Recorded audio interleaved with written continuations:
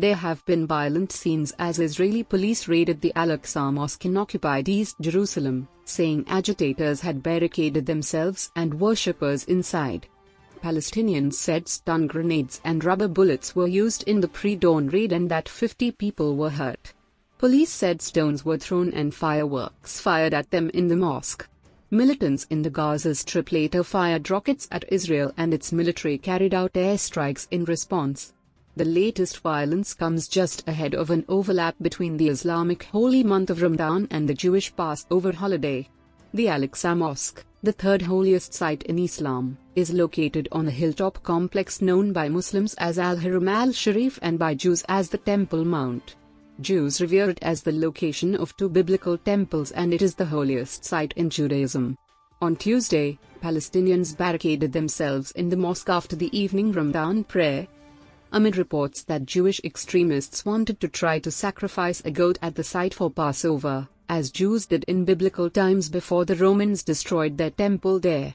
Israeli police and religious authorities have said they would not allow such an act to take place. Israeli police said in a statement that several law-breaking youths and masked agitators fortified the mosque in order to disrupt public order and desecrate the mosque. After many and prolonged attempts to get them out by talking to no avail, police forces were forced to enter the compound in order to get them out with the intentions to allow the Fajr prayer and to prevent a violent disturbance, it added. When the police entered, stones were thrown at them and fireworks were fired from inside the mosque by a large group of agitators. One officer was injured in the leg by a stone during the clashes, it said. Video released by the police showed fireworks exploding and lighting up the prayer hall as heavily armed officers in riot gear moved in. Other footage posted on social media appeared to show an officer using a rifle butt and others using sticks to beat Palestinians on the floor amid shouts and screams. Pictures of the aftermath showed overturned furniture and prayer mats scattered across the carpet. The Palestinian Red Crescent reported that 50 Palestinians were injured. It also said Israeli forces prevented its medics from reaching the mosque, though this has not been confirmed.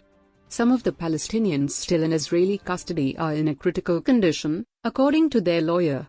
Israeli Prime Minister Benjamin Netanyahu insisted that the police had to act to restore order. Israel is committed to maintaining freedom of worship, free access to all religions and the status quo on the Temple Mount, and will not allow violent extremists to change this, he said.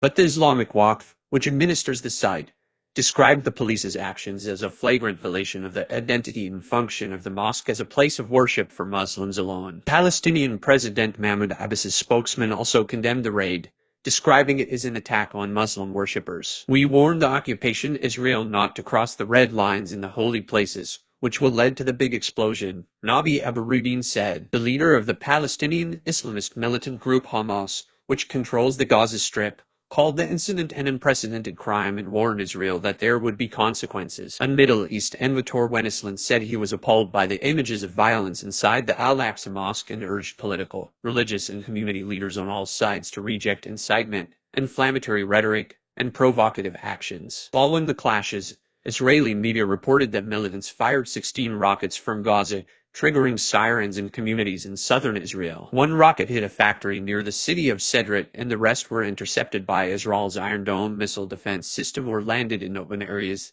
They said. No group has so far said it was behind the rocket fire, but it is believed that Hamas approved the launches. The Israeli military said its aircraft struck weapon manufacturing sites and a storage site belonging to Hamas in response, as well as a military compound used for training. Israeli tanks also struck military posts along the Israel-Gaza border fence. There were no reports of casualties on either side. Israel's far-right national security minister, Itamar Ben-Gvir, tweeted that the rocket fire required a response beyond bombing dunes and unmanned sites. Mr. Wennesland, the UNRWA, said that indiscriminate firing of rockets from Gaza was unacceptable and must stop. Tensions between Israel and Palestinians, which escalated into violence at the Al-Aqsa Mosque compound in May 2021, prompted Hamas to fire rockets towards Jerusalem, triggering an 11-day conflict with Israel.